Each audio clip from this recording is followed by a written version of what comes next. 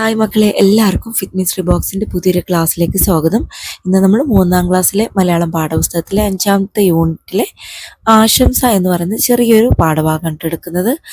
ആശംസ ഒരു കവിതയാണ് കേട്ടോ. മറ്റുള്ളവരും നിങ്ങളോടൊപ്പം മന്ദഹസിക്കട്ടെ, അവരുടെ നോവുകൾ നിങ്ങൾക്കുള്ളിലും മലിവായി പടരട്ടെ. അവരുടെ ഹൃദയം നിങ്ങളുടേതിനും ഒത്തുമിടിക്കട്ടെ, അവരുടെ ശബ്ദം നിങ്ങളുടേതിനും ഒത്തു മുഴങ്ങട്ടെ. നിങ്ങൾ കരുതിയ പരിഭവമെല്ലാം ഇല്ലാതാകട്ടെ, കാലത്തിന്റെ ഇരുട്ടിൽ ജീവിതവെട്ടം നിറയട്ടെ. പി മധുസൂദനൻ എഴുതിയ ഞാനിവിടെയുണ്ട് എന്ന കവിതയാണ് കേട്ടോ ഇത്. അപ്പൊ എന്താണ് കവിതയിൽ പറയുന്നത്? ആശംസകളാണല്ലേ. ഓരോ ആശംസകളാണ് കവിതയിൽ കവി പറയുന്നത്. ഇനി അപ്പുറത്ത് നോക്കൂ, എന്താണ്? നിഘണ്ടു നോക്കി അർത്ഥം കണ്ടെത്താൻ. സൈഡിൽ കാണുന്നില്ലേ? കുറച്ച് വാക്കുകൾ തന്നിട്ടുണ്ടല്ലേ. അത് നിഘണ്ടു നോക്കിയിട്ട് എന്താണ് അർത്ഥം കണ്ടെത്താനാണ് പറയുന്നത്. എന്തൊക്കെ വാക്കുകളാണ്? മന്ദഹസിക്കുക, നോവ്, അലിവ്, പരിഭവം, വെട്ടം. ഇതൊക്കെ ഒരു കവിതയിലുള്ള വാക്കുകളാണല്ലേ. ഇതിന്റെയൊക്കെ അർത്ഥം എന്താണെന്ന് മക്കൾക്കറിയോ? എന്താണ് മന്ദഹസിക്കുക എന്ന് പറഞ്ഞാല്?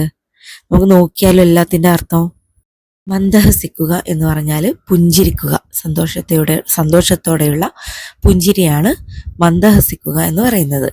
നോവ്, വേദന. അലിവ് എന്ന് പറഞ്ഞാൽ ദയ അല്ലെങ്കിൽ കനിവ്. പരിഭവം, സങ്കടം. വെട്ടം എന്ന് പറഞ്ഞാൽ എന്താണ്? വെളിച്ചം. അപ്പൊ ഈ അർത്ഥങ്ങളൊക്കെ നന്നായിട്ട് പഠിക്കുക കേട്ടോ. നമുക്കിതിലെ ഓരോ പ്രവർത്തനങ്ങൾ നോക്കാം. ആദ്യം എന്താണ്?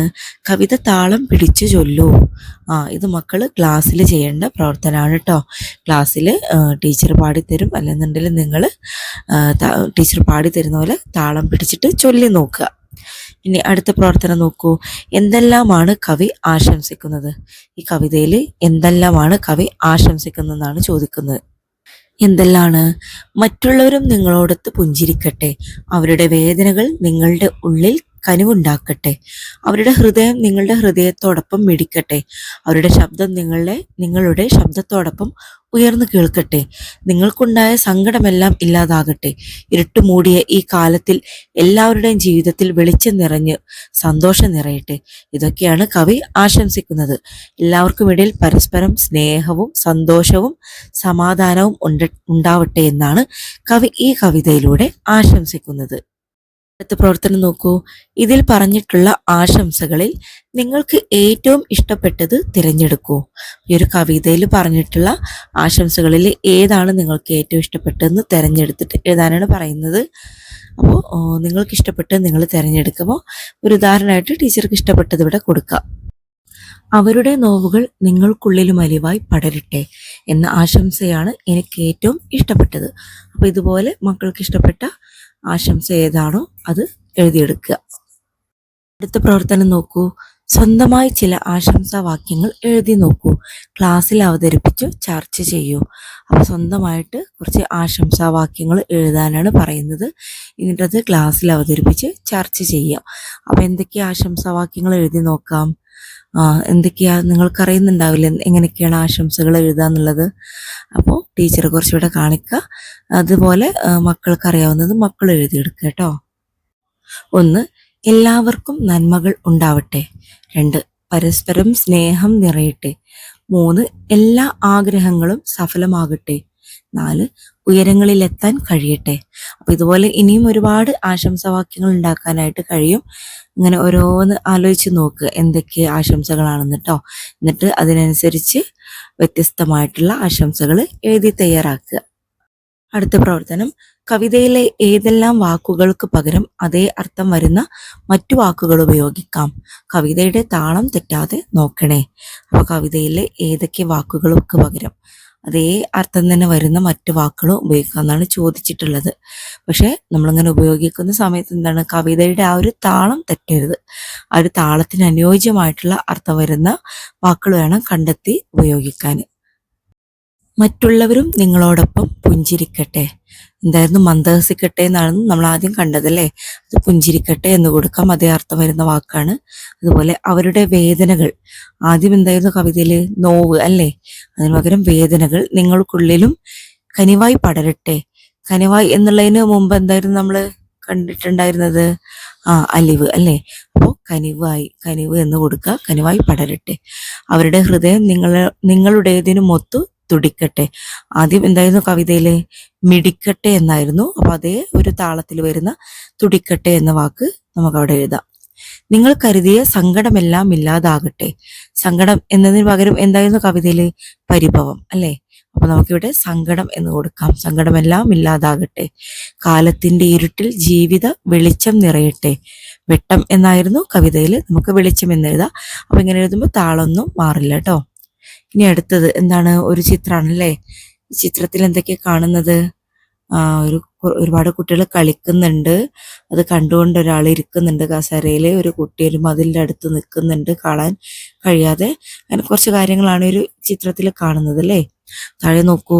പോസ്റ്റർ പരിശോധിക്കൂ. എന്തെല്ലാം കാണുന്നുണ്ട്? കണ്ടെത്തിയ കാര്യങ്ങൾ കൂട്ടുകാരുമായി പങ്കുവെക്കൂ. എന്തൊക്കെയാണ് അപ്പൊ നമ്മൾ കണ്ടത്? നമ്മൾ കൂട്ടുകാരുമായിട്ട് പങ്കുവെക്കുക. ഒരു മൈതാനത്ത് കുറെ കുട്ടികൾ കളിക്കുന്നു. ആൺകുട്ടികൾ മാത്രമായി ക്രിക്കറ്റ് കളിക്കുന്നുണ്ട്. കുറച്ച് പെൺകുട്ടികൾ മാറി നിന്ന് വേറെ കളിക്കുന്നു. ഒരു മതിലിനിപ്പുറത്ത് ഒരാൾ കസേരയിലിരുന്ന് ഈ കളി കാണുന്നു. ചെറിയൊരു പെൺകുട്ടി ഉയരമുള്ള മതിലിനരികിൽ കളി കാണാൻ കഴിയാതെ വിഷമിച്ചു നിൽക്കുന്നു. എന്നാൽ കസേരയിൽ ഇരിക്കുന്ന ആൾ പെൺകുട്ടിയെ കളി കാണാൻ സഹായിക്കുന്നില്ല. ഇതൊക്കെയാണ് നമുക്ക് ആ ഒരു ചിത്രത്തിൽ കാണാനായിട്ട് സാധിക്കുന്നത് അല്ലേ. ഇനി ഇതാ താഴെ ഒരു ചിത്രം കൂടി കൊടുത്തിട്ടുണ്ടല്ലേ. ആ ചിത്രം എങ്ങനെയാണ്? നേരത്തെ കണ്ടതിന്റെ നേരെ ഓപ്പോസിറ്റ് ആണല്ലേ. എന്തൊക്കെയാണ്? കുട്ടികൾ കളിക്കുന്നുണ്ട്, ഒരുമിച്ചാണ് കളിക്കുന്നത് അല്ലെ, ആൺകുട്ടികളും പെൺകുട്ടികളും. എന്താണ് ചോദ്യം? നോക്കൂ. 2 പോസ്റ്ററുകൾ കണ്ടല്ലോ. ഇതിൽ മികച്ച പോസ്റ്റർ ഏതാണ്? എന്തുകൊണ്ട്? പറയൂ.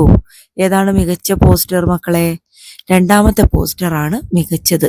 ഇതിൽ ആൺകുട്ടികളും പെൺകുട്ടികളും വേർതിരിവില്ലാതെ പരസ്പര സഹകരണത്തോടെ ഒരുമിച്ച് കളിക്കുന്നുണ്ട്. ആദ്യത്തെ പോസ്റ്ററിൽ ആൺകുട്ടികളും പെൺകുട്ടികളും വേറെ വേറെ കളിക്കുകയാണ് ചെയ്യുന്നത്. മതിലിനിപ്പുറത്ത് ഒരാൾ ചെറിയ ഒരു പെൺകുട്ടിയെ കസേരയിൽ നിർത്തി കുട്ടികളുടെ കളി കാണിച്ചു കൊടുക്കുന്നു. അദ്ദേഹം ആ കുട്ടിയുടെ അച്ഛനാകും. പെൺകുട്ടിയെ വീഴാതിരിക്കാനായി കരുതലോടെ അദ്ദേഹം ചേർത്ത് പിടിച്ചിട്ടുണ്ട്. ആദ്യത്തെ പോസ്റ്ററിൽ കുട്ടിയെ കളി കാണാൻ സഹായിക്കാതെ ഒറ്റയ്ക്കിരുന്ന് കളി കാണുന്ന അച്ഛനെയാണ് കാണാൻ കഴിയുന്നത്. രണ്ടാമത്തെ പോസ്റ്ററിൽ എല്ലാവരുടെയും മുഖത്ത് സന്തോഷം കാണാൻ കഴിയുന്നുണ്ട്. അടുത്ത പ്രവർത്തനം നോക്കൂ. നല്ലൊരു പോസ്റ്ററിന് എന്തെല്ലാം പ്രത്യേകതകൾ വേണമെന്നാണ് നിങ്ങൾ വിചാരിക്കുന്നത്? ചർച്ച ചെയ്യൂ. അപ്പൊ ഒരു നല്ലൊരു പോസ്റ്റർ തയ്യാറാക്കണമെന്നുണ്ടെങ്കിൽ എന്തെല്ലാം പ്രത്യേകതകൾ അതിന് വേണമെന്നാണ് ചോദിക്കുന്നത്. എന്താണ് നിങ്ങൾ വിചാരിക്കുന്നതെന്ന് അത് ചർച്ച ചെയ്തിട്ട് കണ്ടെത്തണം. അപ്പൊ എന്തൊക്കെ പ്രത്യേകതകളാണ് ഒരു നല്ല പോസ്റ്റർ തയ്യാറാക്കണമെങ്കിൽ വേണ്ടത്? നല്ല കൈയക്ഷരവും അക്ഷരസ്ഫുടതയും ഉള്ളതായിരിക്കണം. എല്ലാവരുടെയും ശ്രദ്ധ ആകർഷിക്കുന്ന രീതിയിൽ തയ്യാറാക്കണം. ഉള്ളടക്കം വ്യക്തമായിരിക്കണം. കുറഞ്ഞ വാക്കുകളിൽ വളരെ വ്യക്തമായി ആശയം അവതരിപ്പിക്കണം. ആശയത്തിന് അനുയോജ്യമായ ചിത്രങ്ങൾ ചേർത്ത് കൊടുക്കുക. അപ്പൊ എന്തൊക്കെയാണ്? നല്ല കൈയക്ഷരമായിരിക്കണം അല്ലേ. നല്ല വൃത്തിയിൽ നല്ല അക്ഷരസ്ഫുടതയോട് കൂടിയിട്ടാവണം നമ്മൾ എഴുതിയിട്ടുണ്ടാവേണ്ടത് ആ പോസ്റ്ററിൽ.